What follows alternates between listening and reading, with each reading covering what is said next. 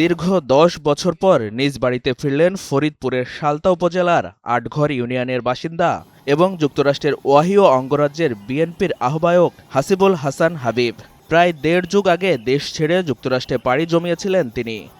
আওয়ামী লীগ সরকারের পতনের পর অবশেষে বাড়ি ফিরলেন।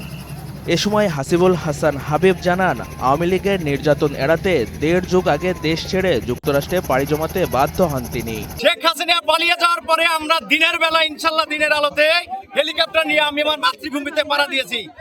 আমি কিন্তু অনেক নির্যাতনের শিকার, অনেক হয়রানির শিকার, অনেক জমি দখল হয়ে গেছে আমার আওয়ামী লীগের সন্ত্রাসীরা। আপনারা সতর্ক থাকবেন।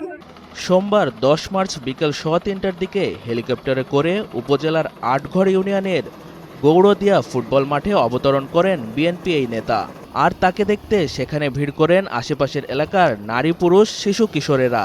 দীর্ঘ সময় অপেক্ষার পর অবতরণ করার সঙ্গে সঙ্গে উৎসুক জনতা ছুটে যান হেলিকপ্টারটির কাছে। হেলিকপ্টার থেকে নামতেই গ্রামবাসী বিএনপি নেতা হাসিবুলকে ফুলেল শুভেচ্ছা জানিয়ে বরণ করে নেন।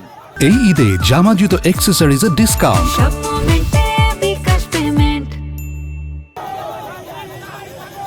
এ সময় এই নেতা বলেন, আমরা সবাই দেশ ও মানুষের জন্য তারেক রহমানের নেতৃত্বে কাজ করব।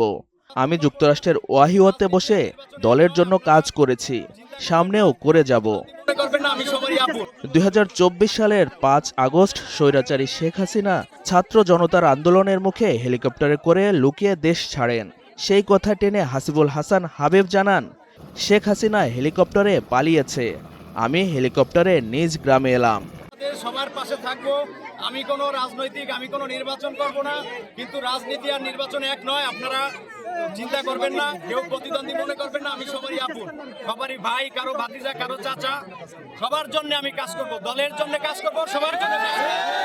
আমি কারো প্রতিদ্বন্দ্বী হইতে চাই না, হব না, এটা আপনারা নিশ্চিত থাকেন।